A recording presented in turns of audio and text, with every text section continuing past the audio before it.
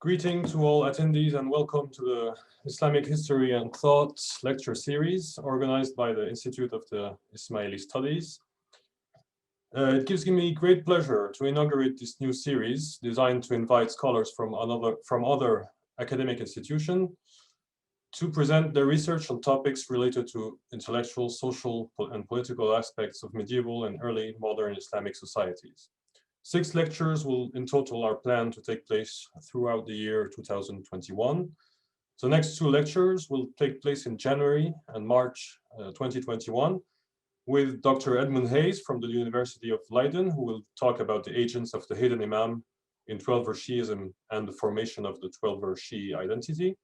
And in March with Dr. Wissam Halawi from the University of Lausanne in Switzerland, who will present the evolution of the Druze community from Ismaili esotericism to the formation of a school of law. The details and abstracts of these lectures will soon be uploaded on the IAS website. It is a pleasure to introduce today's speaker, Dr. Mathieu Terrier, a research fellow at the French National Scientific Research Center in Paris. A historian of Islamic thought, his research deals mainly with the relationship between Shi'i Islam, philosophy, and Sufism before and during the Safavid period in Iran. Topics on which he has published several articles in academic journals. Dr. Terrier has taught philosophy for several years before obtaining his PhD in Islamic studies from the École Pratique des Hautes Études in Paris. His dissertation, which was supervised by Professor Amir Moazzi, was dedicated to the Mahbub al-Qulub, a work by Qutbuddin Ashkevari, who is an Iranian author from the 17th century, which Dr. Terrier will be telling us about today. This dissertation was published in 2016, excuse me, under the title Histoire de la sagesse et philosophie chiite, les médiceurs de Qutbuddin Ashkevari. More recently, Dr. Terrier has also published, along with Dr. Denis Herman, a volume on Shi'i Islam and Sufism, which was published in the Shi'i Heritage Series, a collection launched by the Institute of Ismaili Studies. Today, Dr. Terrier will deliver a lecture entitled The Revival of 12-verse Shi'i Tafsir in Early Modern and Modern Times, 3 case studies. The lecture will be followed by a discussion with myself and Dr. Thabi Meyer, who is a senior research associate at the Institute of Ismaili Studies.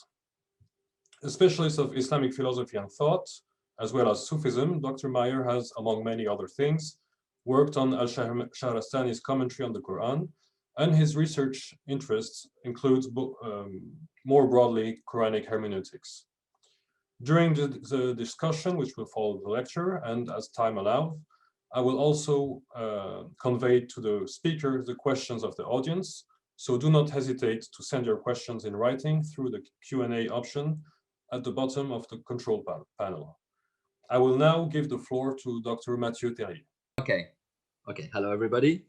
Thank you very much. I would like first to sincerely thank the Institute of Ismaili Studies in London, Professor Farhad Daftari, and especially you, Dr. Fârès Gillon, for this kind invitation, as well as all the attendees who will be able to give some questions.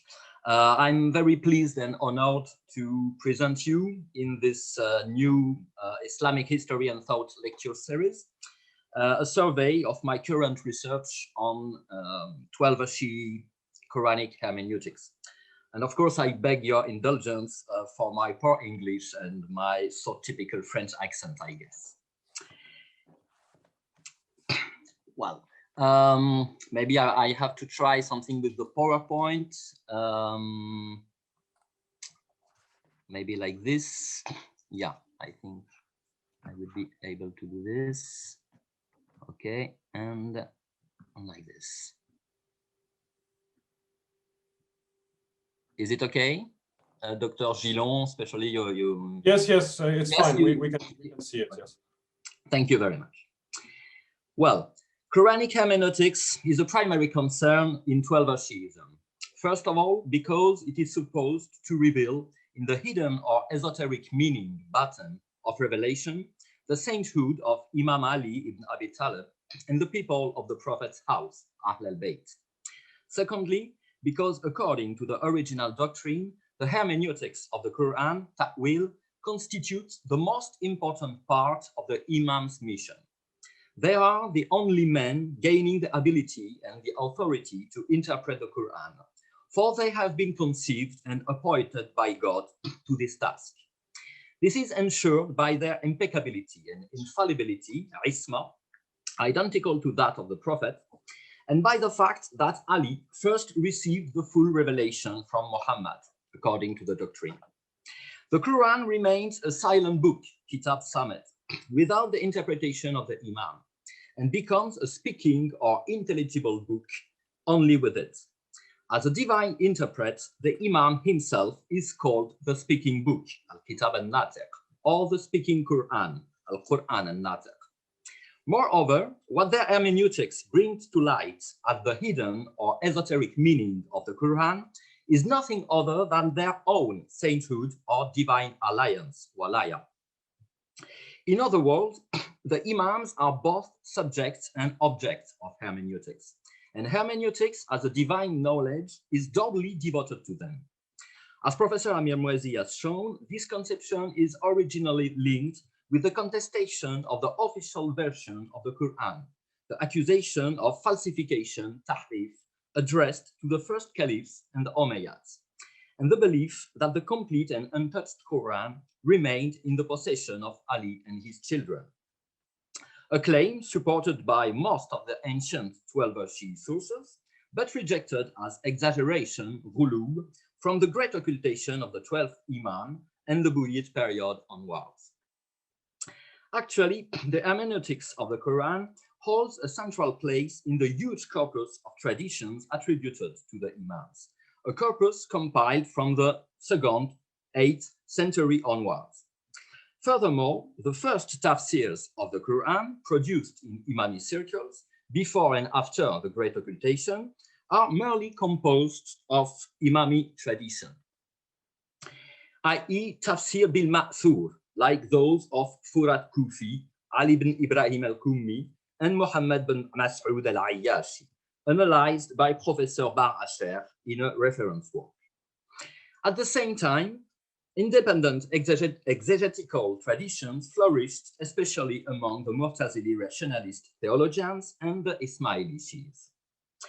With the occultation of the Imam, i.e. the disappearance of the spiritual and temporal guide of the community, the 12th Shi'is found themselves faced with a tremendous dilemma. On the one hand, to leave vacant the place of the Imam as the holder of knowledge and guide of the community was certainly to condemn Shi'ism to disappear. On the other hand, to assume a representation of the infallible Imam by fallible men was obviously to betray the original doctrine. Yet it was the latter option that the ulama and fuqaha, lawyers, theologians, chose. From the 5th, 11th century onwards, the authority of ijtihad, i.e. the independent judgment of a qualified living scholar, was established in the field of external or exoteric religion. Parallelly, on the esoteric level, some 12th Shi'i thinkers considered that they could not wait for the return of the Mahdi to make the faith live and the book speak. Consequently, they too assumed a kind of representation of the Imam by proceeding to the ta'wil of the Quran in their own name. And since they could not be satisfied with a fallible method such as ijtihad, they generally intended to rely on three sources: scriptural tradition, naql, philosophical reason, aql, and personal inspiration or spiritual perception, ilham, kashf. So that a phenomenon theoretically impossible in times of occultation actually occurred from the 8th, 14th century onwards, a revival of the Imami Qur'anic exegesis. As announced in the title, 3 case studies will illustrate this revival. Al-Muhit al-A'zam by Sayyid Haydar Amuli end of the 8th, 14th century, Tafsir al-Sharif al-Lahiji by Qutb-ad-Din Lahiji Ashkevari, end of the 11th, 17th century, and Mir'at al-Anwar by Abul Hasan al-Isfahani, beginning of the 12th, 18th century. Other choices could certainly have been made. The reason, the main simplest reason for this questionable choice is that the first of these three commentaries is in many respects unprecedented and unequaled, and that the next two have hardly ever been studied until now. Moreover, the succession of these commentaries does not testify to a linear evolution, but rather reflect the richness and diversity of 12th Shi'i thought in early modern and modern times. So first, the Tafsir al-Muhit al-A'zam of Sayyid Haydar Amuli. Sayyid Haydar Amuli was a 12th Shi'i theologian and a Sufi, native from Amul in northern Iran, who spent most of his life in spiritual journey. His project of harmonization between 12th Shi'ism and Sufism was highlighted by the pioneer works of Henri Corbin. His magnum opus, Tafsir al-Muhit al-A'zam, projected as a monumental Quranic commentary, remained unachieved or mostly lost. As it stands, it consists of 6 introductions, muqaddamat, and the commentary of the first surah. Rather than a tafsir in the strict sense of the term, the work is a treatise of Quranic hermeneutics from the standpoint of 12th Shi'i esotericism, Sufi mysticism, and philosophy altogether. So first, a succession of the Imam's hermeneutics. As said before, in the original doctrine of 12th Shi'ism, the Imams were regarded as the only men able to interpret the Quran. According to their tradition, verse 3:7, no, I should put it, but I didn't. Verse 3:7 of the Quran should be read as follows. It is he who sent down upon thee the book, wherein are verses clear that are the essence of the book, and others ambiguous. As for those in whose hearts is swerving, they follow the ambiguous part, desiring dissension and desiring its interpretation. And none knows its interpretation, save only God and those firmly rooted in knowledge. They say, we believe in it, all is from our Lord, yet none remembers but men possessed of mind. And according to their traditions, those firmly rooted in knowledge, rasikhun fil ilm, sharing with God the science of hermeneutics, refer none other than the Imams themselves. However, Amuli gives a broader interpretation of those firmly rooted in knowledge, including, after the Imams, the masters of divine oneness, Arbab al-Tawhid, to which he naturally intends to belong. I quote, we say that those firmly rooted in knowledge, absolutely speaking, are first the prophets, then the messengers, then the saints, awliya, then the imams, then the learned heirs of the latter, called the masters of divine oneness. End of quote.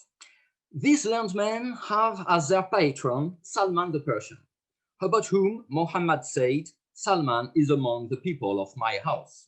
And they are referred to by the prophet saying, the learned are the heirs of the prophets.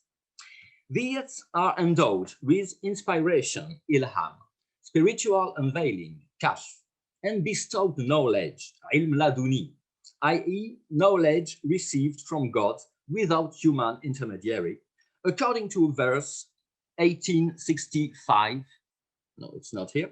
Then they found one of our servants unto whom we had given mercy from us, and we had taught him knowledge proceeding from us, min ladunna.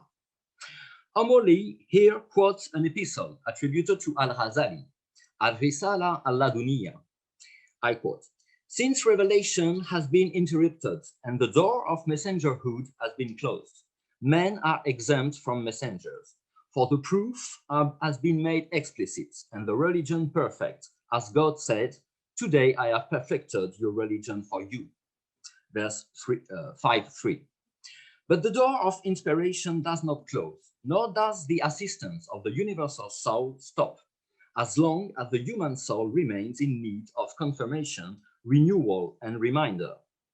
As men are exempt from messengerhood, while they still need reminding and awakening, God has closed the door of revelation and opened the door of inspiration by his mercy, to make known that God is all gentle to his servants, providing from whomsoever he will.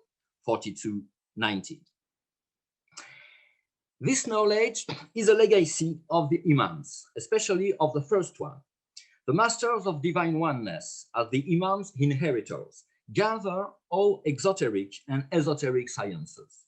I quote, "The knowledge is of three kinds. There is the shell, Rish, the kernel, Lub, and the kernel of kernels, Lub al-Lub. All belong to the Imams, especially the knowledge that is the kernel of kernels, defined as the bestowed, revealed knowledge. The shell is the exoteric knowledge, such as the mere traditional sciences, manqulat. The kernel is the esoteric knowledge, such as the mere rational sciences, marqulat. The kernel of kernels is the esoteric knowledge of the esoteric, such as the mere bestowed and unveiled sciences, al-ladoniyat wal-kashfiyat. Since the shell, the kernel, and the kernel of kernels belongs to the Imams, the rootedness in knowledge, al-rusukh fil ilm, and the Quranic hermeneutics belong to them. Hermeneutics can only be learned from them and their successors from among the masters of divine oneness. Not only does Amuli count himself about these masters of divine oneness, but in his Nas al-Nusus, a commentary of Ibn Arabi, Fusus al-Hikam, while commenting the latter's claim to have received this book from Muhammad, he states that two books belong to the Prophet: the Quran, which was revealed to him, al-Nazil alayhi, and the Fusus al-Hikam, which proceeded from him, as-Sadir minhu.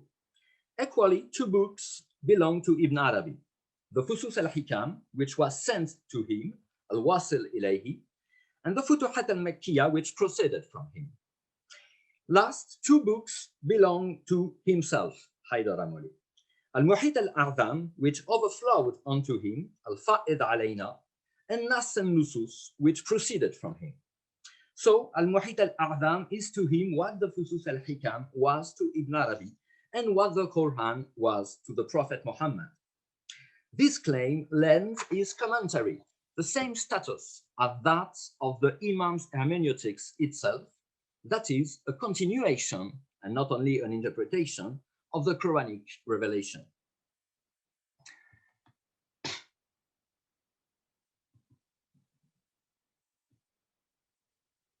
So, in accordance with tradition. According to the 12 Shii exegesis tradition, Amuli states that many verses of the Quran were revealed especially for the Imams. Example giving, quoted from the book attributed to Sulaym ibn al-Qais, maybe the earliest Shii book. I quote, "We, the Imams, are those to whom God has commanded men to obey by saying, 'O believers, obey God and obey the messenger and those in authority among you.' 4:59. We are those whom God ordered to love and cherish by saying, 'Say, I do not ask of you a wage for this, except love for the kinsfolk.' 42:23. We are the inheritors about whom he said, 'Those are the inheritors who shall inherit paradise, therein dwelling forever.' 23:10-11. We are the well-guided and the guides about whom he said, 'Who give ear to the word and follow the fairest of it, those are they whom God has guided, those they are men possessed of minds.' 39:18. Likewise, Ali and the 5 people of the clock, Ahl al-Kisa, i.e. Muhammad, Ali, Fatima, al-Hassan, and al-Hussein, are personally referred to in numerous verses. As for the manifestation of the 12th Imam, the Mahdi, it is mentioned as the advent of the complete ta'wil in verse 7, 52-53, and we have brought to them a book that we have well distinguished, resting on knowledge, a guidance, and a mercy unto a people that believe. Do they look for aught else but its interpretation? The day its interpretation comes, those who before forgot it shall say, indeed, our Lord's messengers came with the truth.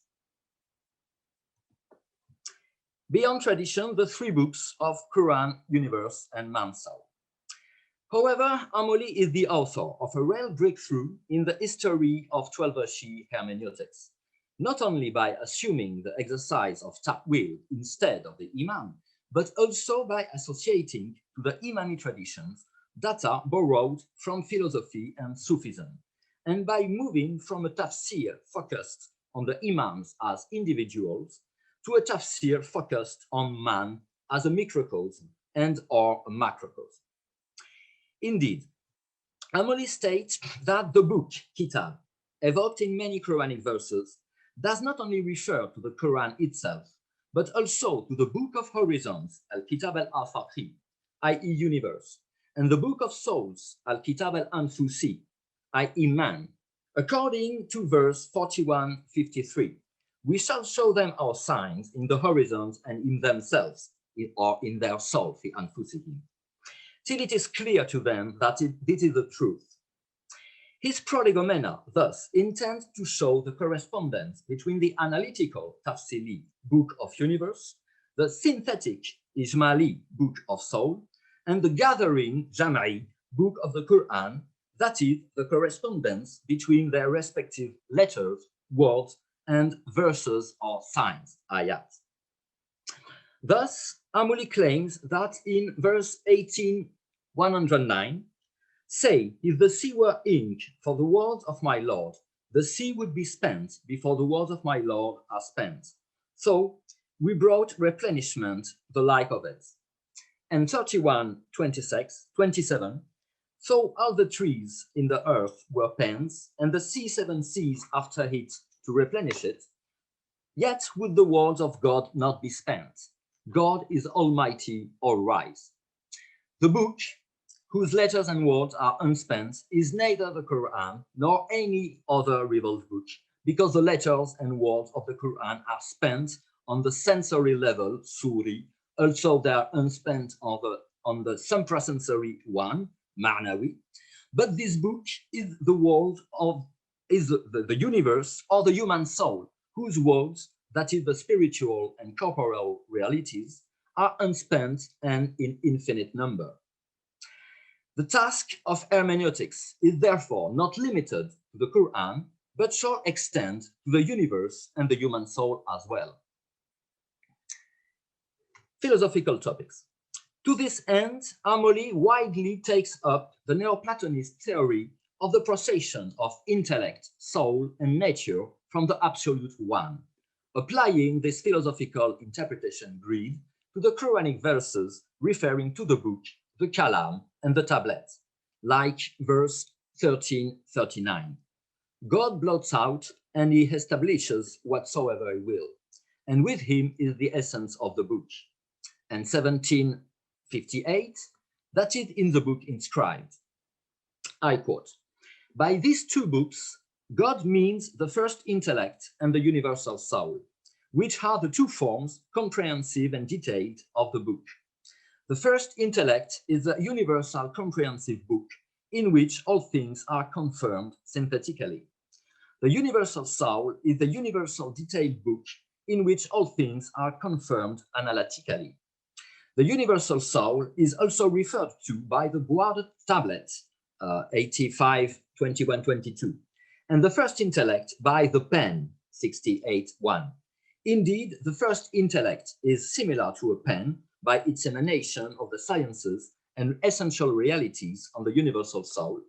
The universal soul is similar to a tablet by its receptivity to these sciences, and Nun by the pen and one that inscribe, 68:1, is an allusion to both, because Nun refers to the universal soul and the pen to the first intellect. End of quote. Albarian Topics.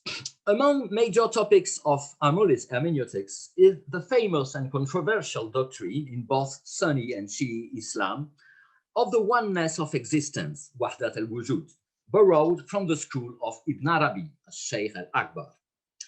This doctrine notably inspires to Amuli a broad interpretation of the famous verse of light, 24:35. God is the light of the heavens and the earth. The likeness of this light is as a niche wherein is a lamp, the lamp in a glass, the glass as it were a glittering star, kindled from a blessed tree, an olive that is neither of the east nor of the west, whose oil well nigh would shine, even if no fire touched it.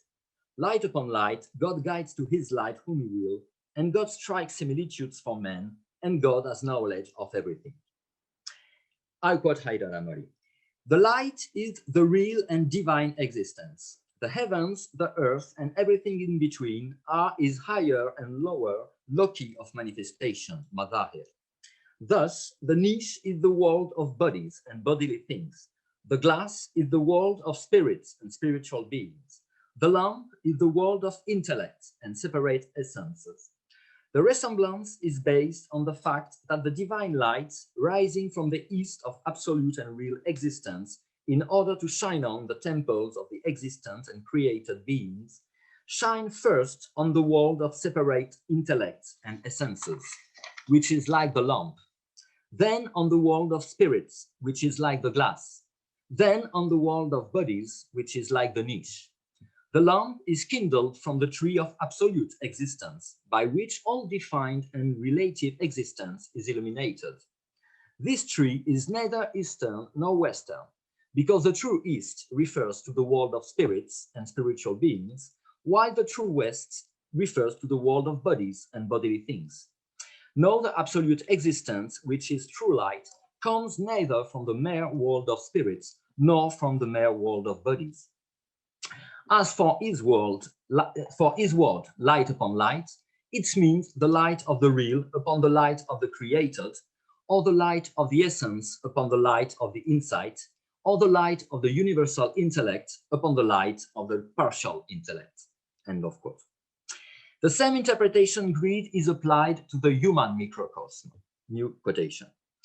In the same way, the body and senses of the little man, al-insan al-saghir, are in correspondence with the niche, his heart with the glass, his spirit with the lamp, and his gathering with the tree. Thus, each organ and faculty of man is in correspondence with a branch and a leaf of the universal tree. Through this correspondence, one understands the meaning of his word. We shall show them our signs in the horizons and in themselves, 41:53. In conclusion, Haydar Amuli aimed at nothing less than to revive Quranic hermeneutics in times of occultation, i.e. of absence of the divine interpret, by the conjunction of Imami tradition, philosophical reason, and personal mystical inspiration. His two successors, whom I will talk about, had more modest ambitions, but they too sought to keep hermeneutics alive in times of occultation.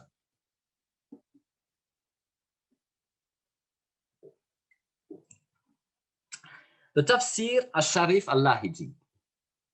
Qutb ad-Din al-Ashkewari al-Daylami al-Lahiji is a poorly known philosopher and theologian of Safavid Iran, a pupil of the famous Mir Damad, dead in 1631. He authored the Mahbub al-Qulub, an encyclopedia of wise men bringing together ancient and modern philosophers, Sufi masters, and the 12 Imams, and the Fanus al-Khayal, an epistle on the Imaginal World, Alam al-mithal. His Tafsir, al-Sharif al-Lahiji, is at first sight strictly traditionalist, essentially composed on Imami hadiths drawn from the earliest sources, namely the Tafsirs of al-Qummi and al-Ayyashi, the Basair al-Darajat of Safar al-Qummi, and al-Kulayni's Usul al-Kafi, and also Rawdat al-Kafi, as well as later compilations such as at-Tabari's al-Ihtijaj. The two major peculiarities of this commentary are first its Arabic-Persian diglossia, each verse and each hadith being translated into Persian, a language also used by the author of for his free commentaries.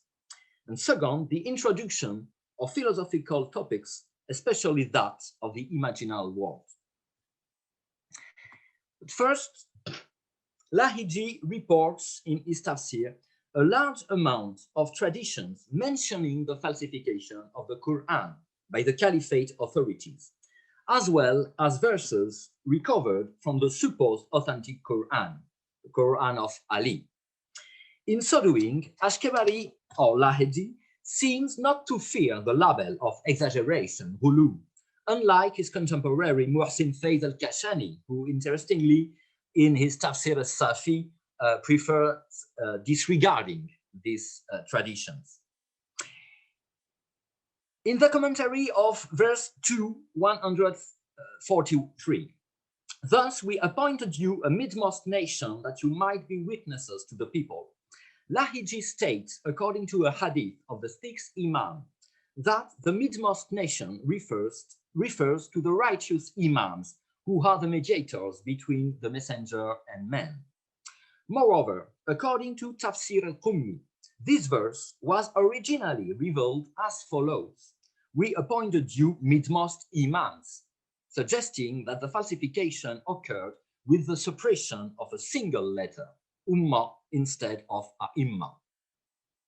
Another hadith of the sixth Imam does not confirm this thesis of falsification, but states, the nation in this verse cannot refer to the people of the Qibla, i.e. Muslims, for among them there are many whose witness in this world would not even be admissible concerning the sack of dates. How then would it be admissible at the great resurrection concerning the actions of men? Rather, this nation refers to us, the chosen Imam. Likewise, in the commentary of 3:110, you are the best nation even brought forth to men. Lahiji reports a tradition of the sixth Imam according to which this verse was not revealed in this way. For, I quote, the best nation would not have killed the commander of the faithful, Al-Hassan and Al-Hussein. But the original verse was, you are the best Imams, with the same change of A'imma to Ummah. The source is also Tafsir al-Qummi. In his commentary of verse 4:3, if you fear that you will not act justly toward the orphans, marry such women as seem good to you. 2:3:4. Lahiji reports a tradition from At-Tabari's Al-Ihtijaj, according to which a Manichaean criticized the Quran before Ali, saying that there was no link and correspondence between acting justly toward the orphans and marrying women. The Imam replied, the cause of this lack of link and correspondence is that the hypocrites have removed a third of the Quran, which was between the two verses. If you fear that you will not act justly toward the orphans and marry such women as seem good to you. Regarding the verse 4:166, but God bears witness to that he has sent down to thee. He has sent it down with his knowledge, and the angels also bear witness, and God suffices for witness. Lahiji reports a hadith of the sixth Imam, according to which it was originally revealed as follows. But God bears witness to that he has sent down to thee about Ali. He has sent it down with his knowledge. Source also Tafsir al-Qummi.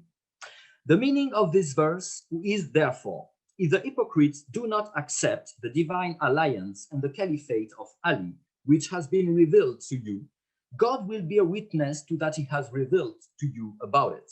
Then he has sent it down with his knowledge means that God has revealed the Quran or the divine alliance of Ali with full knowledge of the facts. In spite of the allusion to the falsification of the Quran, Lahiji considers this verse to be a proof of the miraculous nature of the book, Irjaz, because, he says, a work whose author has full knowledge must be a perfect work. The question then arises, does this mean that the miraculous perfection of the Quran is also to have foiled its own falsification? In the commentary of 37-130, Lahiji mentions its two readings, peace be upon Elias, salam ala Ilyasin, and peace be upon the family of Yasin, salam ala al Yasin. The latter, he says, is that of the Imams, and the family of Yasin means the family of Muhammad, since Yasin is another name for Muhammad, as in verse 36:13, Yasin, by the wise Quran, thou hast truly among the envoys. According to a hadith of the first Imam, God chose to say, peace be upon the family of Yasin, because he knew that if he would have said, peace be upon the family of Muhammad, the hypocrites and enemies of Muhammad's family would have removed it from the Quran. The source is al-Ihtijaj. That is to say that God had foreknowledge of the falsification of his book, and that he knew how to foil it in advance to let its hidden meaning be recognized. Personalized commentaries. As Professor Amir Muezzi has shown, the earliest form of 12th Shi'i hermeneutics is that of a personalized commentary, which consists in interpreting the Quranic terms as referring to individual and historical persons, essentially the people of the house and their adversaries, whose names are supposed to have been censored by the Caliph's power. In the commentary of 2:115, to God belong the East and the West. Whithersoever you turn, there is the face of God, Wajhullah. Lahiji quotes a hadith of Imam Ali, according to which the face of God means, in the exoteric sense, the Quran, and in the esoteric sense, the impeccable Imams. And according to a hadith of the 8th Imam Ali al-Rida, in this verse, the meanings of the face of God is Ali ibn Abi Talib, where Ali and his successors exchange polite games. On verse 10-15, and when our signs are recited to them, clear signs, those who look not to encounter us say, bring a Quran other than this, or alter it. Lahiji quotes a hadith of Imam Sadiq. Alter this, that is the commander of the faithful, Ali ibn Abi Talib. And our signs, ayatana, are the verses that affirm the divine alliance of Ali and the Imams. The meaning is therefore, when the verses concerning the divine alliance of Ali and the impeccable Imams are raised to the polytheists and hypocrites, those of them who do not look to encounter us, that is to encounter our Alis and the heirs of our Prophet, i.e. the Imams, say, bring us a Quran other than this, a Quran in which Ali and his 11 children would not be described, or alter the verses concerning Ali's sainthood by other verses, so that we can accept your prophecy.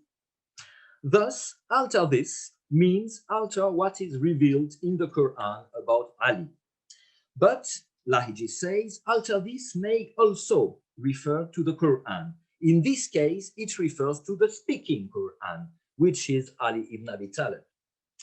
From this, we can understand that the alteration or falsification of the Quran was impossible in substance on the esoteric level. Also, it was possible and even ascertained in form on the exoteric level. Obviously, the aim here is to reconcile the claim of falsification with the tenet of God's wisdom and almighty power. The most relevant personalized commentary reported by Lahiji is probably that of the verse of the light. According to the first hadith of the 5th Imam, I quote, the meaning of the niche is the light of sacred knowledge in the chest of the messenger, and the glass is the chest of Ali, who received science and knowledge from the Prophet. The light of knowledge is neither of the East nor of the West, means that it is neither that of the Jews nor that of the Christians, because Ali states neither by default, tafrit, as the Jews do by denying Jesus' prophethood, not by excess, ifrat, as the Christians do by making Jesus the Son of God. the meaning of whose oil well nigh would shine, even if no fire touched it, is that the learned among the family of Muhammad is about to speak of knowledge before being questioned. Light upon light means that each Imam received the light of knowledge and wisdom from another Imam of Muhammad's family. End of quote. Lahiji also reports an exegesis of this verse attributed to Imam Ali. I quote, "The likeness of his light is as a niche. The niche is Muhammad, the messenger of God. Wherein is a lamp? I am the lamp," says Ali. The lamp is in a glass, Al-Hassan and Al-Hussein, because in a glass means here with a glass, and as Ali is with Al-Hassanain. The glass, as it were, a glittering star. It is Ali bin al-Hussein, the fourth Imam. Kindled from a blessed tree, Muhammad bin Ali, the fifth. An olive, Ja'far bin Muhammad, the sixth. That is neither of the east, Musa bin Ja'far, the seventh, nor of the west, Ali bin Musa, the eighth, whose oil well nigh would shine, Muhammad bin Ali, the ninth, even if no fire touched it, Ali bin Muhammad, the tenth, light upon light, Al-Hassan bin Ali, the 11th, God guides to his light whom he will, Al-Qa'im al-Mahdi, the 12th.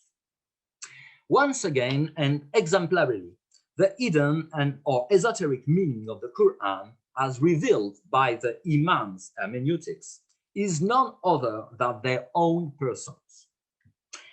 The interpretation of the verse 24:40, or they are as shadows upon a sea obscure, covered by a billow, above which is a billow, above which are clouds, shadows piled one upon another, also belongs to the register of personalized commentary, but on its negative side, reminding us that 12 Shi'i doctrine is fundamentally dualistic.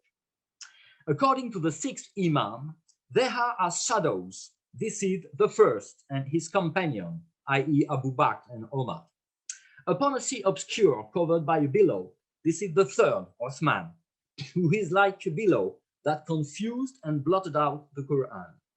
Above which is a billow, this is again the second, Omar, who ordered the third to confuse the Quran. Shadows piled one upon another, this is Muawiyah, God damn him, and the calamities of the Umayyads. End of quote.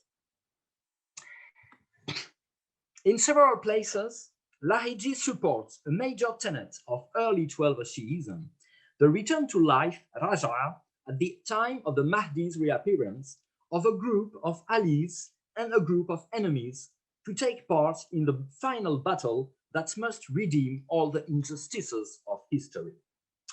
Example giving on verse 2783. Upon the day when we shall muster out of every nation a troop of those that cried lies to our signs, duly disposed. He states, our signs are the commander of the faithful, Ali, and the Imams. It is well known that according to our companions, the 12 Shi'is, this mustering will happen in this life, not in the great resurrection. And this verse is about the return to life, Raja.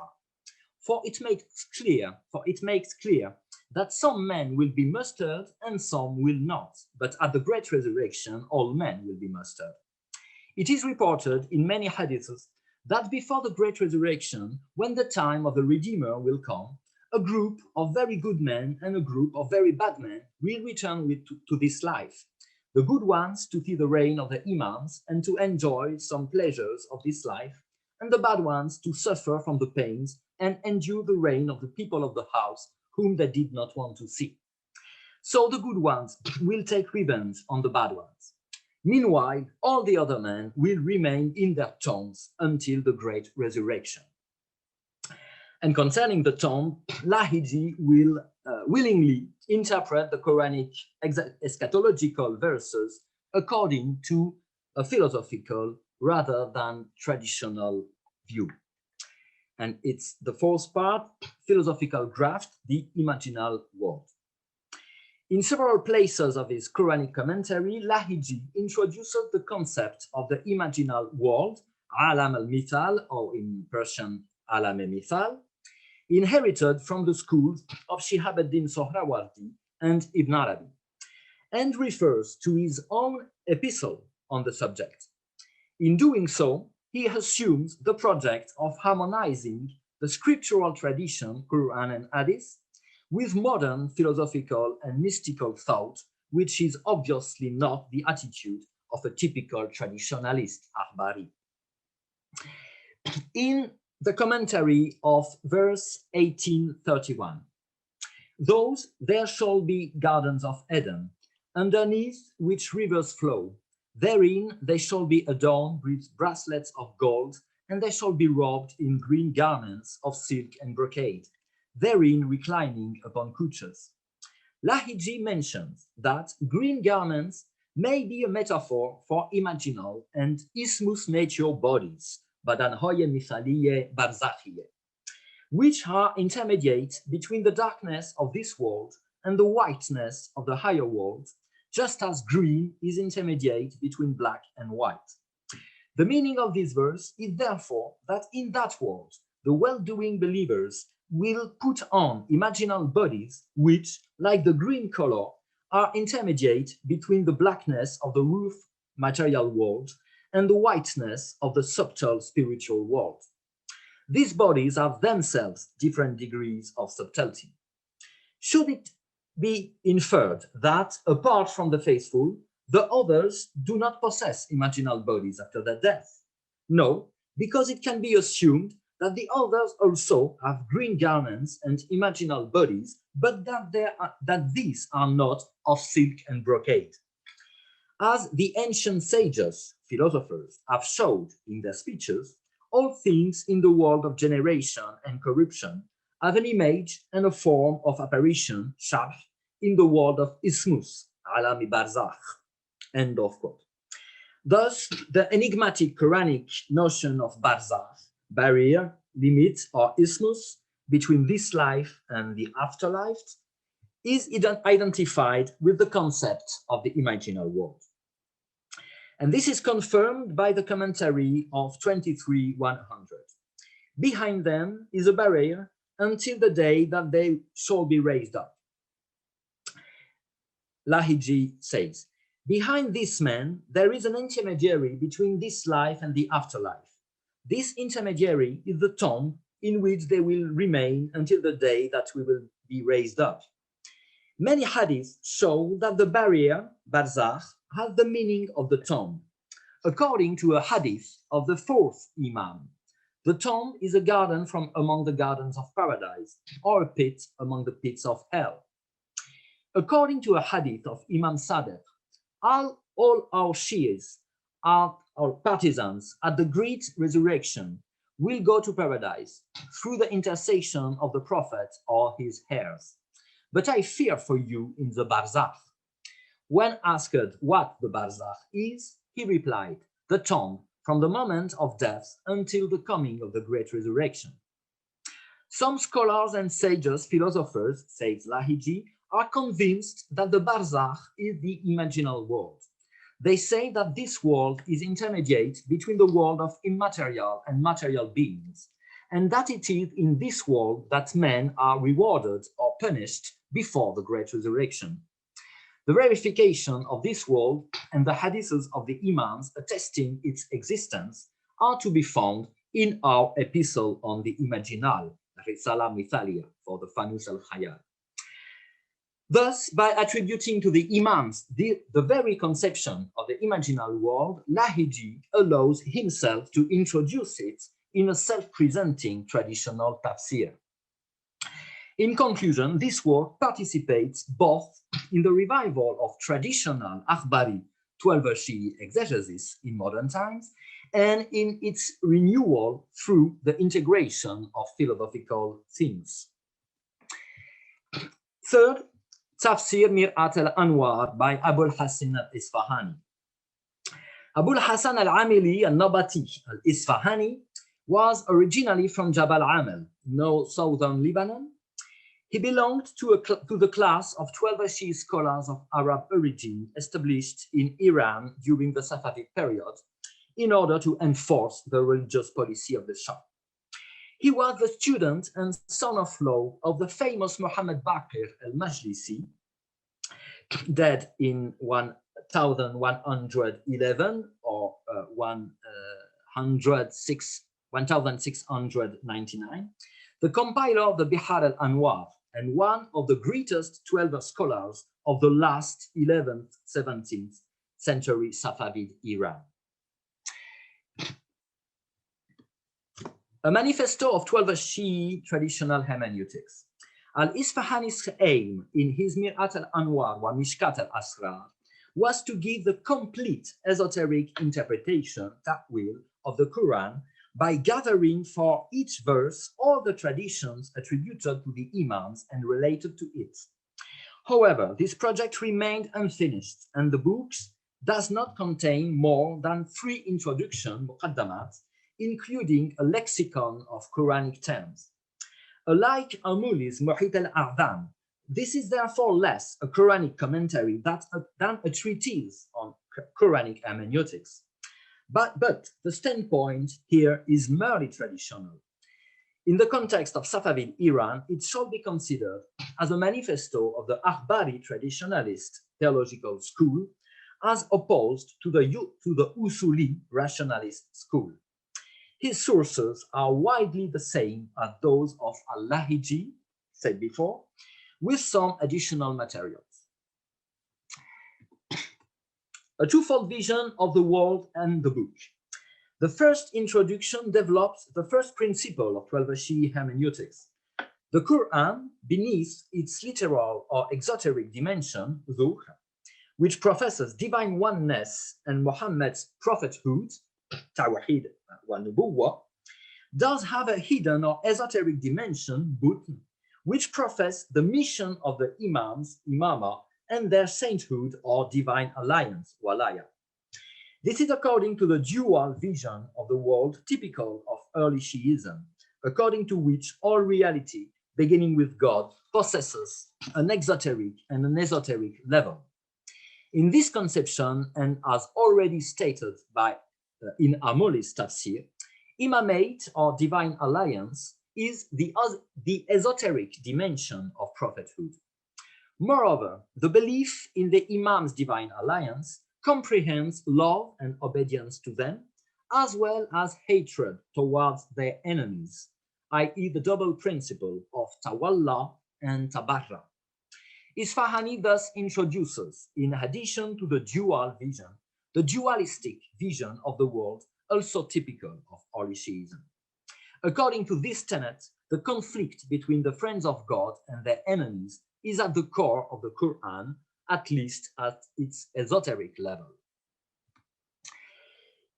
The second introduction argues that the Quran has suffered alteration, tahrir, in its content during its edition process after the death of Muhammad, and that this is the reason why the claim of the Imam's divine alliance is not contained but in the hidden level of the book and its hermeneutics, fi butn al-Quran wa ta'wilihi, while being merely alluded in its outer aspect and literal revelation, fi zahir al-Quran wa tanzilihi. That is because God, Isfahani says, knowing from eternity what would happen to his book, hid the truth so that it would be unnoticed by the censors and forgers, but accessible to the faithful through interpretation.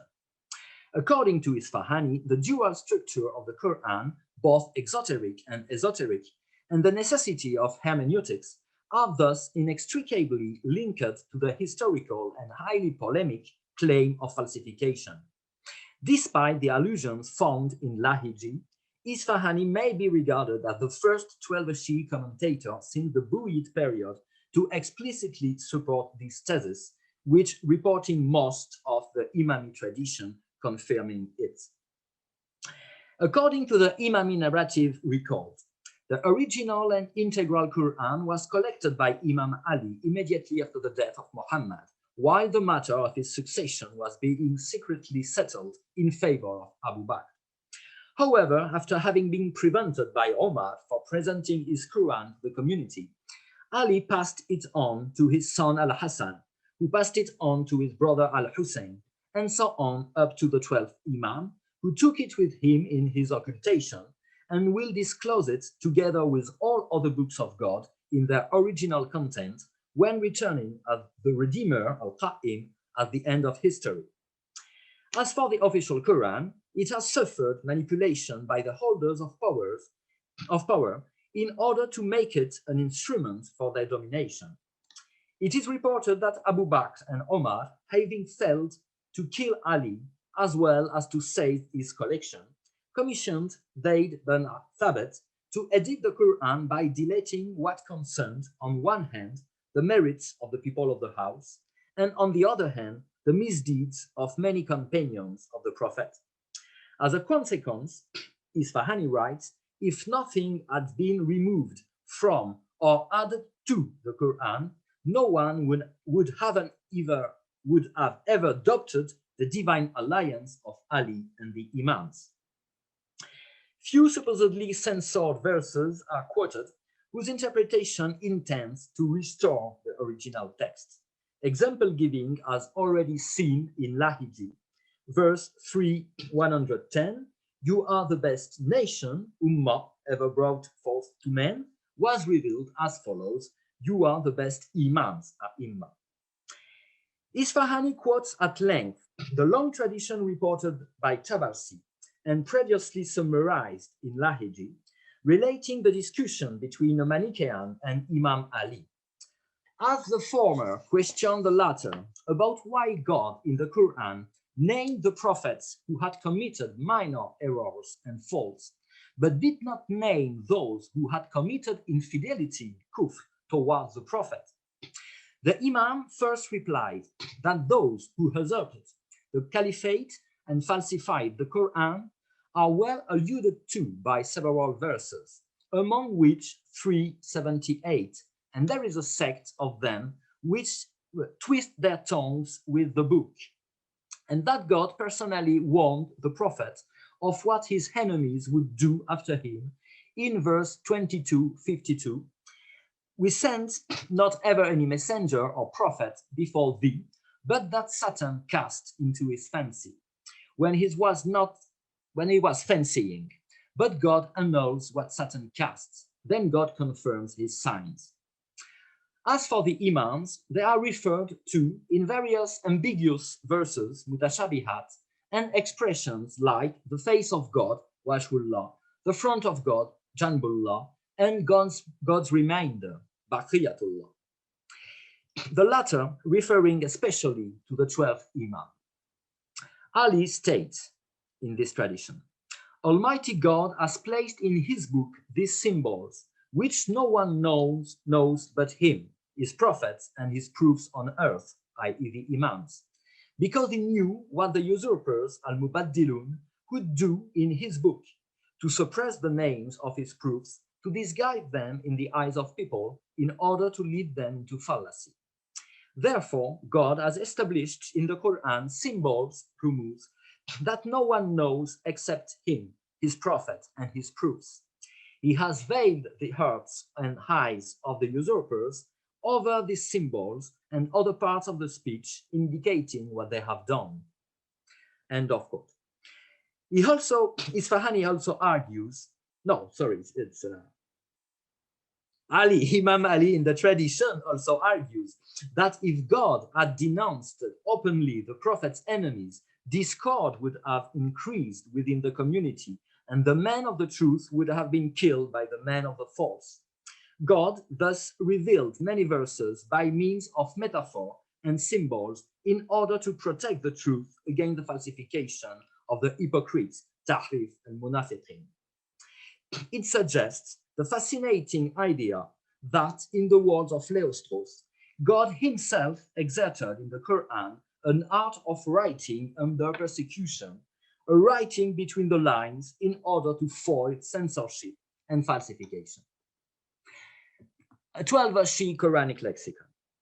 The third introduction contains a lexicon of 13,000 Quranic terms in alphabetical order, giving for each one a literal explanation, tafsir, and an esoteric interpretation, ta'wil, according to Imami traditions. Most of those interpretations belong to the personalized commentary. Three major exegetic themes run through this technical dictionary: imamocentrism, anti-Sunnism, and messianism. Numerous Quranic terms are interpreted as referring specifically to Imam Ali, like Imam, register, in verse 36:12, everything we have numbered in a clear register, Imam Mubin, or like Iman, faith, in 5:5, whoso disbelieves in the faith, his work has failed. The Sharia notions of Salat, ritual prayer, and Zakat, almsgiving, in 2:43, and perform the prayer and pay the alms, are synonymous with Ali. And Nafs, the soul, refers to Muhammad and Ali together in 4:1, mankind, fear your Lord who created you of a single soul, and especially to Ali in 89:27, O soul at peace. Many terms refer to the people of the house, all together or separately. Ayah, ayat, signs of God, expression derived from al-ilm, God's knowledge, like ulul ilm, men possessed of knowledge, and of course, ar-rasikhun fil ilm, those rooted in knowledge. Kalimat, words of God, in verse 2:37. Thereafter, Adam received certain words from his Lord, and he turned towards him, refer to the name of Muhammad, Ali, Fatima, Al-Hassan, and Al-Hussein. In 4:69, whosoever obey God and the messenger, they are with those whom God has blessed, prophets, just men, martyrs, the righteous, good companion they. Ash-Shuhada, the martyrs, especially refers to Ali, Al-Hassan, and Al-Hussein, while Salihin, the righteous, refers to the 9 following Imams. Other symbolic notions are said to refer to the Imam's divine alliance and leadership on men, like Amana, trust. In 4:58, God commands you to deliver trusts back to their owners. Al-Haq, truth. In the pericope, it is the truth. In 2:144, 41:53, among others. And Ad-Din, religion, like in 98:5, that is the religion of the truth, and many others. As previously seen in Laheji, the personalized commentary also has its negative side. Just as all the positive Quranic notions and characters are said to refer at the esoteric level to the Imams, all the negative Quranic terms are said to refer to their enemies, namely the first 3 caliphs, followed by Muawiyah, Yazid, and the Umayyads. Thus, Shark, associationism, Dalal, going astray, Tughyan, rebellion, and many other notions are related to them, personally. As for Al-Dhalimun, the evildoers, in 2:193, fight them till there is no persecution and the religion of his gods. Then, if they give over, there shall be no enmity save for evildoers. It refers to the assassins of Imam Hussein. According to early Shi'i exegesis, the holy history of the ancient nations, mainly Jews and Christians, is only mentioned in the Quran in order to deal esoterically with the Islamic nation. With regard to the Jews, the author establishes in principle that all that is said about them positively in the Quran under the name of Banu Israel, children of Israel, actually refers at the hidden level to the Imams, as in verse 2:47, children of Israel, remember my blessing wherewith I blessed you, and that I have preferred you above all beings.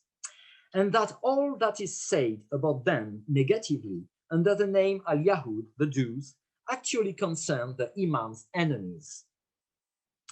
Moreover, terms like Egypt, the demons, and At-Tahut, the idols, evoked in 4:51, has do not regarded those who were given a share of the book, believing in demons and idols, are code names for Abu Bakr and Omar.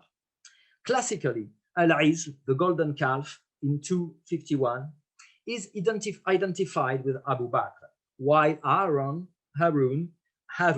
is identified with Ali, according to the Prophet saying, "Your rank compared to mine is like Aaron's rank compared to Moses, except that there is no prophet after me." Last, as briefly seen in Lahiji, many Quranic words and verses are interpreted as referring to the manifestation, zuhur, of the 12th Imam as the Redeemer, al-Qa'im, and to the return to life, raja, of his allies and enemies. Example giving al-Izab, the nearer chastisement, in verse 32:21, and we shall surely let them taste the nearer chastisement before the greater, haply so they will return. And al-Qiyamah, resurrection, in 75:1 and 75:6. No, I swear by the day of resurrection, asking when shall be the day of resurrection, refer to the Raja. As for al-Fajr, the dawn, in 89:1, by the dawn, it refers to the Redeemer al-Qa'im in person.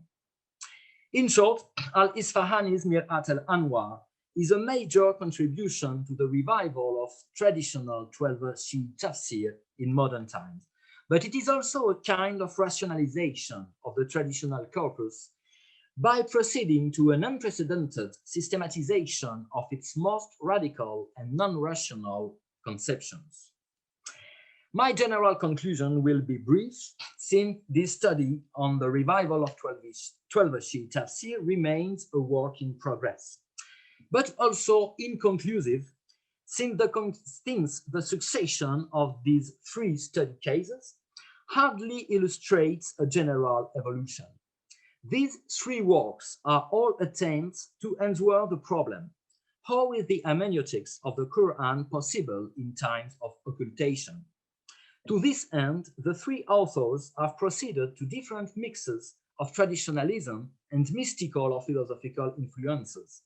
In this respect, the oldest, Haydar Amuli, may appear as the most modern, and the most recent, Isfahani, as the most conservative.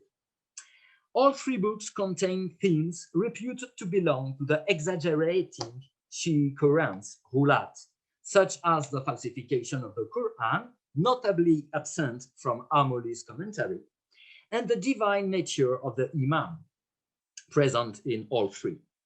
From one to the other, and sometimes within the same, we see Shi'i hermeneutics oscillating between imamocentrism and universalism, dualism and monism.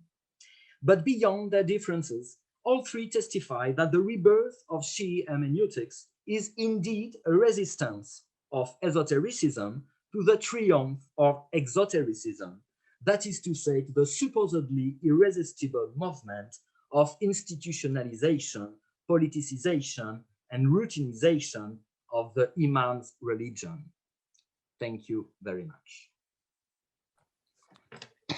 Thank you very much, Dr. Terrier, for this fascinating talk and for presenting these little-known works, especially for the last two of them. We will now have some questions. Maybe I can start just to ask for a brief clarification in regards to the Mir'at al-Anwar by Abu al-Hasan al-Isfahani. So as I understand, in this work, there is no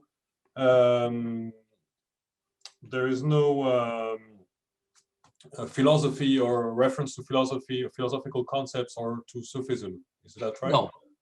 No, explicitly it's only traditional, but there is, in my opinion, there is a theorization which has something to do with a philosophical speculation or something like that. But there is no explicit philosophical or Sufi influence. All right. And what about his sources? Does he quote explicitly his, traditional sources you mentioned at the beginning? Yeah, most of them, I have mentioned them about Lahiji, there are the three tafsirs of Furhat Kufi, Ibrahim al-Qummi, and Mas'ud al-Ayyashi. Of course, Usul al-Kafi, Basair al-Darajat, Kitab Sulaym al-Qais, Ihtijaj al-Tabarsi, Kamal al-Din, Ibn Babuya. Yani all the most traditional ancient 12 Shii sources, which were also used, of course, and popularized by his master, Mohammed Bakr al-Majlisi. All right, thank you very much. Toby, maybe you'd like to? Yes, I found that fascinating. I guess in a way, my questions would mainly be about Sayyid Haydar. I'm intrigued by one paradox, which is that you present him very clearly as the most ambitious in a way in his attempt to revive an Imami hermeneutics in the time of occultation, and in some ways the most modern of the three. But how does one then account for the incredible lack of popularity of his tafsir? I believe it's only survived in 2 manuscripts. How is this neglect explicable? Wow. Yes, if I may, there is also a question in the audience by Nicholas Boyson, who's a lecturer at Harvard University, and he who asks a similar question. I mean, he says, do you have any insight into the fact that Amuli's tafsir does not seem to have received wide dissemination and mostly exists only in a single manuscript in the author's own hand? And he adds, what would you say is the significance of this fact for the way we read his tafsir and understand its importance? Well, I have no explication for this fact, but this fact is also constatable about the 2 other tafsirs, because they are also poorly known and remain in only 1 or 2 manuscripts. So it's the same case. Concerning Sayyid Haydar Amuli, of course, we can imagine that it was so heterodoxical as well, regarding Sunni Islam, of course, because it's Imami ta'wil, and regarding Shi'i, 12 Shi'ism as well, because it's mostly influenced by, as I said, Ibn Arabi's conception of Wahdat al-Wujud and all the traditional dualistic and historical aspects of traditional Shi'i exegesis, 12 Shi'i exegesis is absent, and is surprisingly and absent in his tafsir. So, of course, we can imagine that from all the middles, from all the milieus, there were some objections and reasons to disapprove this kind of tafsir. But nevertheless, it seems to me very important in the history of 12 Shi'i thought, because I think is the first one to take very seriously this idea of the representation of the Imam in his esoterical mission, which is the hermeneutics. And he's also the first one, as Henri Corbin highlighted it, who synthesized the Imami tradition and Imami esotericism with the Akbarian doctrine and with kind of philosophy. But Haydar Amuli also does not revindicate philosophy as such. On the contrary, he criticizes philosophy in an explicit manner, but he borrows, with or without consciousness, he borrows a lot from philosophy. Thank you, Mathieu. We have a question from Sajjad Rizvi, from who's an associate professor from the University of Exeter in the UK. Hi, Matthew. Just following up on that, I mean, it seems to me that one of the points might be that all three of the figures are relatively minor figures. And the fact that it's not actually a tafsir might be why it wasn't widely copied. So it's kind of like an introduction to a tafsir. And it's a very long introduction. So I'm just wondering if someone was like, you know, thinking of copying a text, you say, well, it's only an introduction. Yeah. Am I really going to copy so much and then disseminate it? So there could be elements of that. And there could also be the obvious thing that maybe Sayyid Haydar wasn't actually that well known in his time. You know, I think it's really quite difficult to see, you know, where he starts to become cited. And it seems to me that it's quite late when he becomes famous. So that might be an element of that as well. You know, the paucity of the manuscripts might be explained by that. And of course, there's maybe the other possibility that maybe we just haven't found the manuscripts. There's always the possibility that there could be some out there. In Iraq or somewhere else. It's true that even in the Safavid period, Haydar Amuli is nearly never quoted. He's quoted, but in an indirect manner through Ibn Abi Jumhur, because Ibn Abi Jumhur is taking a lot from Haydar Amuli, and then Ibn Abi Jumhur book al-Mujli will be popular in Safavid Iran. So it's Sayyid Haydar Amuli's ideas will penetrate the Shi'i philosophy of Safavid Iran, but his name is remains unknown.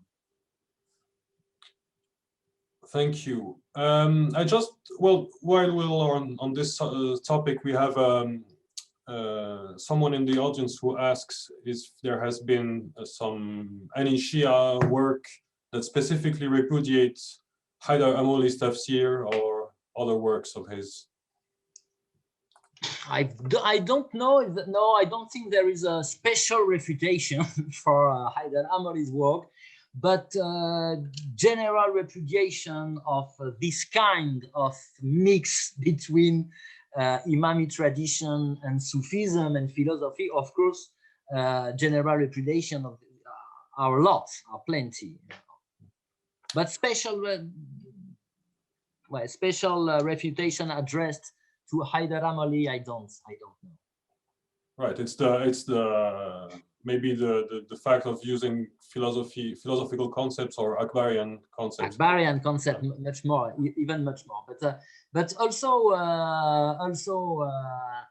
Lahiji will be repudiated as being too much influenced by philosophy, and as for al-Amili al-Isfahani, he will be condemned. He will be criticized for his hulu and precisely for expressing this thesis of falsification of the Quran. So all three could be targeted by other reasons. Fellow Shia scholars. Why? We have a question by Matthew Melvin Kushki, who is an associate professor from the University of South Carolina. Yeah, just to follow up and fabulous talk. Hi, Matthew. Hi, Matthew. How you doing? Yeah, fabulous stuff. And just to piggyback on the weird unpopularity of Amuli in the Safavid period, contrasted with the weird popularity of Rajab, right? Who also has letrist arguments. I have not heard the name. Oh, sorry, Rajab al-Bursi. Why is Bursi so popular and Amuli, so unpopular, or perhaps we don't know yet? Especially, and I just learned this recently, the Muhit al-A'zam, right, has really interesting, innovative, specifically letrist arguments that apparently don't get picked up even by people like Mir Damad or Eshkavari, right? which seems a little odd to me. I was wondering if you could, maybe speculate on that, and specifically Amuli's argument, the Kitab al-Jafr wal-Jami'a is the microcosm, macrocosm. My guys, my Sunni letters don't pick up on that, as far as I can tell. It seems to be a very specific, innovative argument. Obviously, he goes into a lot of other letrist arguments as well in the Muhit. Do you see any of those arguments picked up, at least without citation at all, specifically the letrist ones, and specifically this philosophical, occult, imamic interpretation of the Jafr al-Jami'a? Yes, I have not quoted, but there is a fascinating interpretation of the Bismillah and of the 19 letters of the Bismillah, corresponding respectively to prophets and words and elements, and so there is this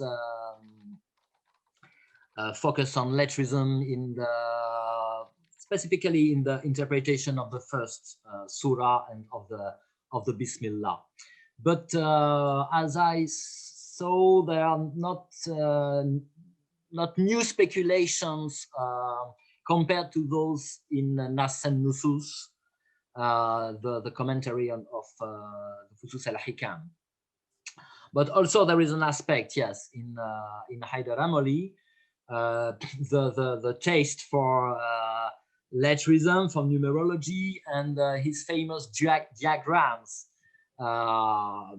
reflecting the theophany of God's names, and God's names have correspondence with letters, with words, with elements, with prophets, with everything. Yeah, but specifically with the Jafr wal-Jami'a, do you see echoes of that in any of the later Tafsir at all? No, there are only allusions to this book, but not to these books, but nothing more, I think. Well, thank you very much. We have a question by Professor Rainer Brunner, who is Senior Research Fellow at the French National Research Center, who also wrote a book on falsification of the Quran. Yes, and he wrote an article mentioning al-Isfahani Tafsir. Absolutely. Very important in this history. So he asked, which role, if any, does the revival of Akhbarism in the 17th and 18th century play in commentaries such as the Mir'at al-Anwar? And after all, most relevant tahrif accusations have been preserved in early hadith, which is the hallmark of Akhbari Shi'ism. Yeah.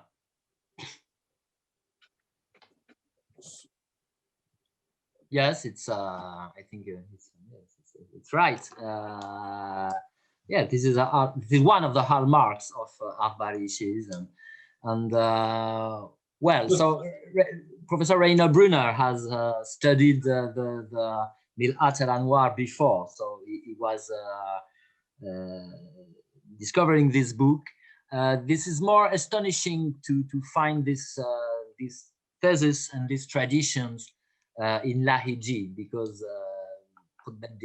Ashkenazi Lahiji was first more philosopher, so to become a traditionalist who expresses this thesis and reports all these traditions is more surprising from his part. Yes, because I also noticed the fact that I don't know what importance we can give to this fact, but the fact that Haydar Amuli doesn't go at all in this direction, while later authors do. Yeah. So does that mean something about the evolution of Shi'i Tafsir, or?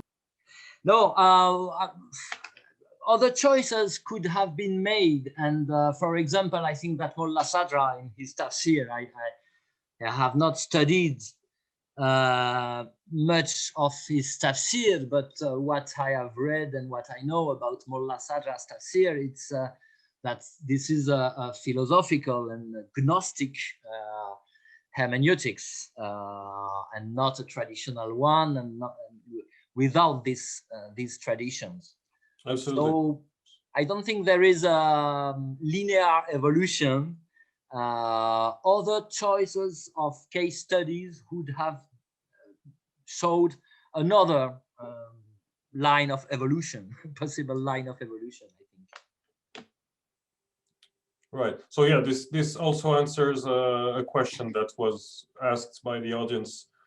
Someone was asking if Amuli had any akhbari tendencies, but of course, akhbarism is no. But I think some of the attendees could say better than me. But the akhbari usuli conflict was appeared later, and it was not at the time of Haydar Amuli. It was mostly in the Safavid period, because it comes with the increasing of the mujtahidun, of the power of mujtahidun. Yes, absolutely. Thank you very much. Is another person in the audience was asking how far would you say is Al-Farabi's influence on Haydar Amuli? Well, of course, I mean, I'm not sure if Al-Farabi specifically has Al-Farabi, but yes. Well, I mean, there's a general philosophical influence, of course. Yes, of course. Yes, there is no direct influence of Al-Farabi, but it's interesting, of course, because when I was talking about the first intellect and the universal soul, and this, and also, of course, the correspondence between macrocosm and microcosm, which is central in Al-Farabi's thought. So this is the common topics issued from philosophy, which penetrate to the religious thought of Haydar Amuli. But for him, there is no philosophical influence. He doesn't, but he quotes sometimes. He's quoting, I think, Ali ibn Sina one or twice, but Al-Farabi, I don't think so. All right, thank you very much.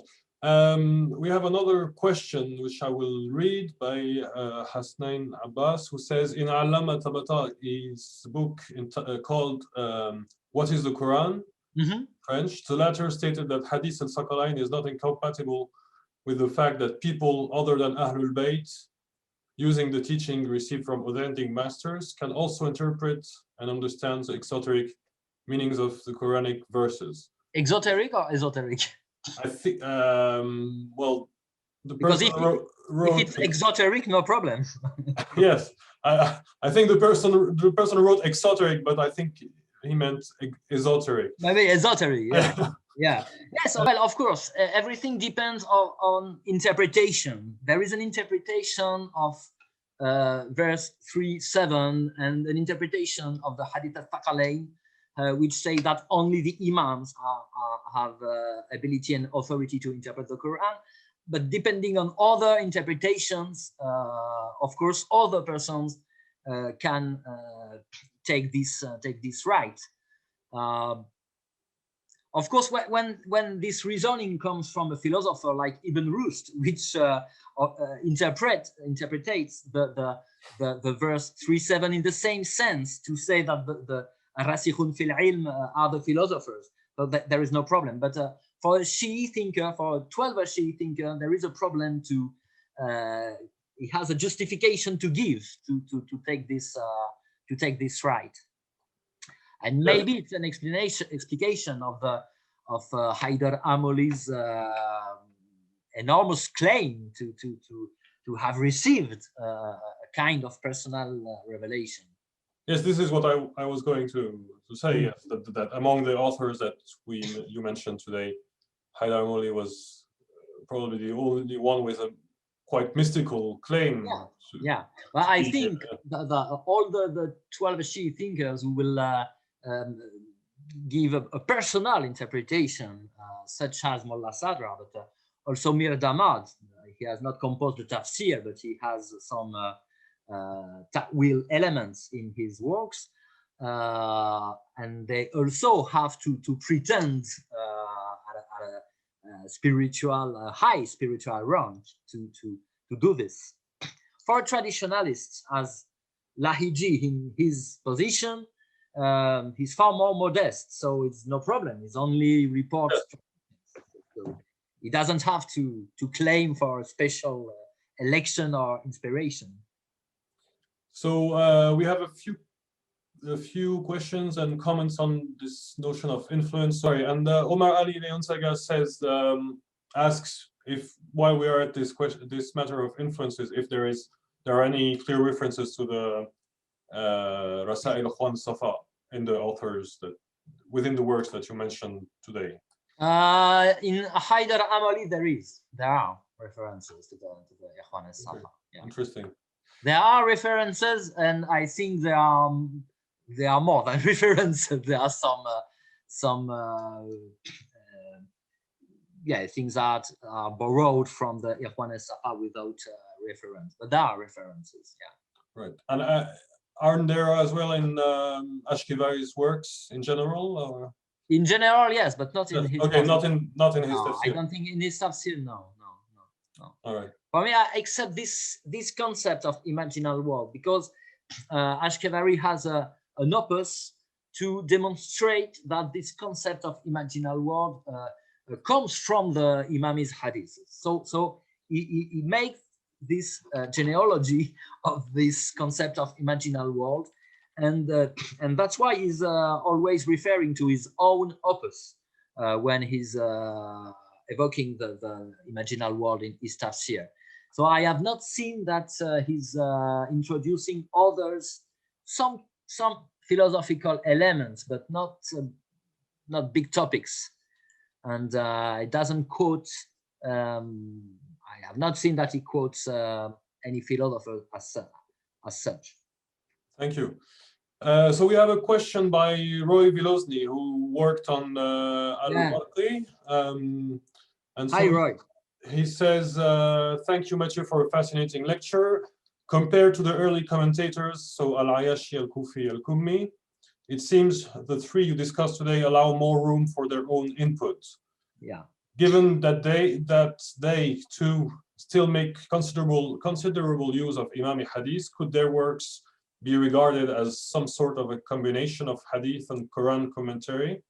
Yeah. After all, their understanding of Hadith stands at the basis of their interpretation of Quranic verses, and probably vice versa. Yeah, I agree. I think that Lahiji and Isfahani are less traditionalist than they want to be, and that they say they are. And of course, they interpret more from themselves than they want to say.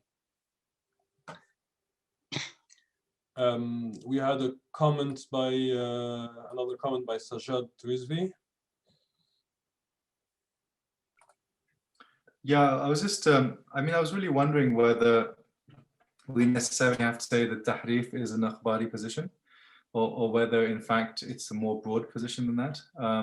Because you find plenty of tafsirs which are not akhbari tafsirs which have a position on Tahrif.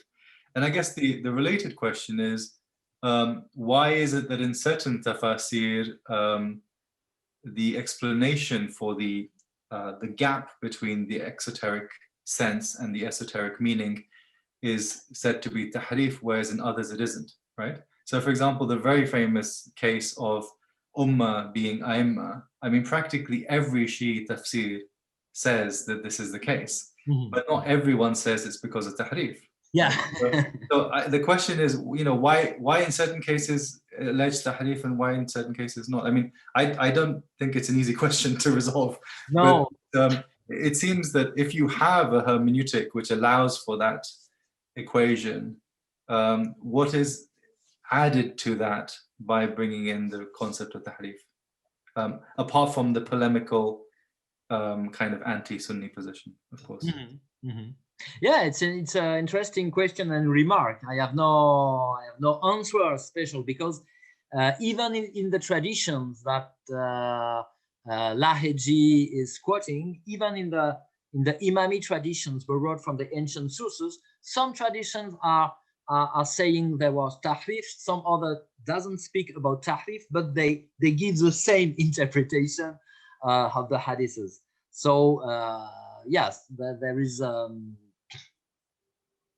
and maybe of course in the Safavid period, the polemic ambience towards Sunni Islam and Ottoman Empire could explain why this thesis is expressed. But in the same time, I just mentioned the example of Faiz Kashani, which is very interesting, because I think Roy Belosny and others from you know it. In his introduction is mentioning all the traditions supporting the thesis of falsification, of tahrif, but at the end he says, no, but now we have to disregard all these traditions because we need to admit the integrity of the Quran, in fact, to write a tafsir and to read the Quran and to write a tafsir. So maybe also there is a point of if these authors admit the thesis of falsification, how can they do their work? But so some of them assume this thesis and some others would not. Actually, I mean, that raises a very interesting question of why you didn't consider Faiz's tafsir, because it would have seemed to be quite an interesting kind of comparison to the others. And, yeah. And it is one which has an extensive muqaddimat, as well as actually having the practice in the tafsir as well. Yeah, yes, of course, it's a very interesting case, and that's why I have evoked it. But I had no time to work enough on it, and is much known that he's much better known is one and Isfahan is one. But that's what I say. All the choices, of course, could have been made, and it's not a question of evolution, of a coherent evolution or representative evolution between these three case studies. Yes, that there was actually a question in the audience asking, why did you choose these tafsirs among so many various Shia tafsirs? And he says there are more known tafsirs than these, and that's why I chose them. And I could say more orthodox. So yeah, they are more known and they are more orthodox, but they are also certainly more heterodox. But no, I've first thought also because Matthew Melvin Kushki evoked the case of Rajab Bursi, and there is a tafsir of Rajab al-Bursi about 500 verses dedicated to Imam Ali. And I could have taken this example because he's nearly contemporary with Haydar Amuli. He oftenly expressed nearly the same synthesis between Imami esotericism and Gnosis or Sufism, but his tafsir is completely different from Amuli's one. Thank you. Of course, other choices could have been made, and each choice would show that there is diversity in 12 Shii hermeneutics. We have a question by Dr. Orhan Mir Kazimov, who is a senior research fellow here at the IAS. Yes, hello everyone, and Mathieu, thank you very much for your very interesting lecture. Thank you. You know, I just have probably missed something from the beginning. But I just wanted to, if you could summarize, what were the main arguments for these Shi'i authors to interpret the Quran in the absence of the Imam? I mean, I understand there is some reference to the material of the tradition, but what was there any argument to show why it is possible in the absence of the Imam? Whether there is some kind of link with the absent Imam which enables them to do that, and whether it is said explicitly or is it just suggested by some reference to the tradition? Yeah, thank you very much. The very important question. As for Haydar Amuli, he argues explicitly on the necessity of hermeneutics, and this necessity is inherited from the Imams to the Arbab al-Tawhid. So he considers that there is a necessity and an obligation for who is able to do it to practice the ta'wil. Not especially in times of occultation, but of course in the time of the Imams, it's sure that the Imams are doing it. As for Lahiji and Isfahani, no, there is no explicit justification as far as I have seen. But there is this argument, traditionalist argument, of the conservation and transmission of the heritage. That's why Lahiji is translating everything, because he's quoting, but he's translating everything, the Quran and the Hadiths in Persian. And of course, Isfahani has the same discourse. It's not a question of taking the right to do a personal tafsir, but the necessity to transmit and to conserve the tradition. But anyway, behind this discourse, the discourse of Lahiji and Isfahani, I guess there is something else. There is a decision to make a tafsir, and to theorize the Imami hermeneutics. Because, for example, as Sajjad said, the Tafsir al-Safi of Faiz Kashani was there. So, for example, what need had Isfahani to make another traditional tafsir? But the most important is that he made this theorization in his introduction. So the justification is either mystical in the case of Amuli, either traditional in the case of Lahiji and Isfahani. But I think that, of course, I mean, the mystical authority of Haydar Amuli, I cannot judge if it's true or not. But I think concerning the traditional discourse of Lahiji and Isfahani, that they are less traditional than they say.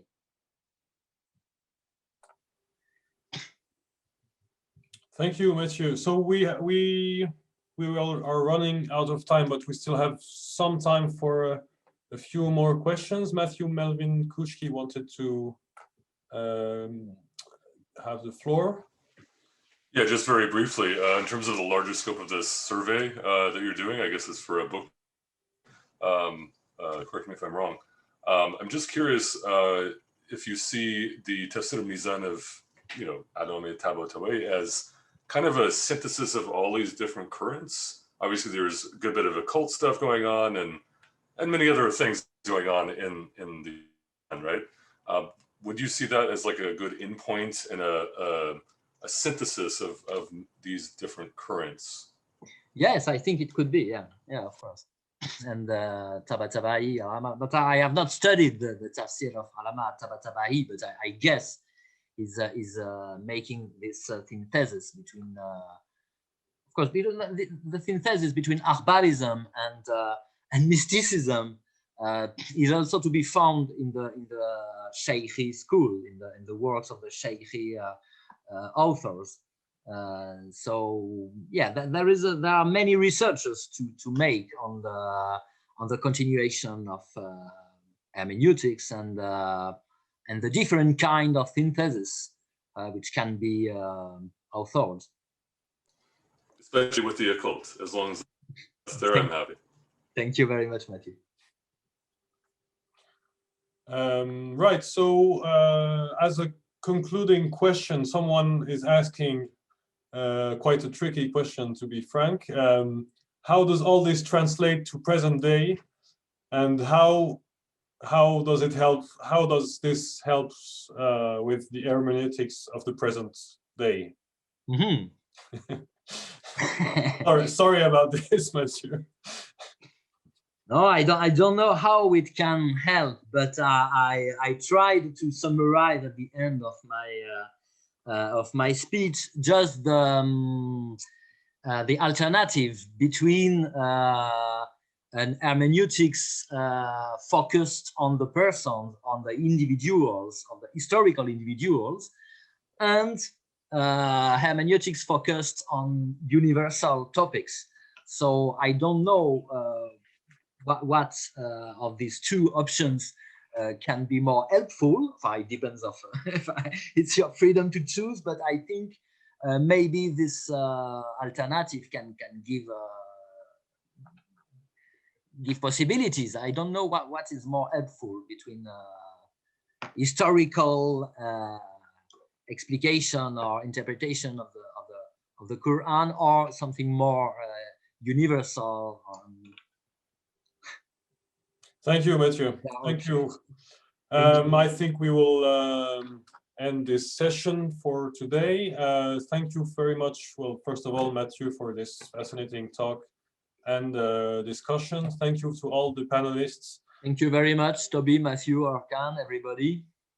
Thank you very much to all the attendees I have not seen. Thank you to Rainer Brunner and all the others. Thank you to absolutely. Thank you to all attendees. And I just wanted, before we left, to remind someone asked if we could show your the two books I showed at the beginning of the. So this was your book, and this one was the book that was published at the IAS with along with Dr. Denis Herman. And it seems I'm being told that there's currently a discount on this book on the Bloomsbury website. So let's finish with some promotion. Well, thank you very much, everyone, and I hope to see all of you again in the next lectures. The next one will be, as I said, in January. Thank you very much. 28th of January. Thank you. Goodbye, everybody. Goodbye. Bye.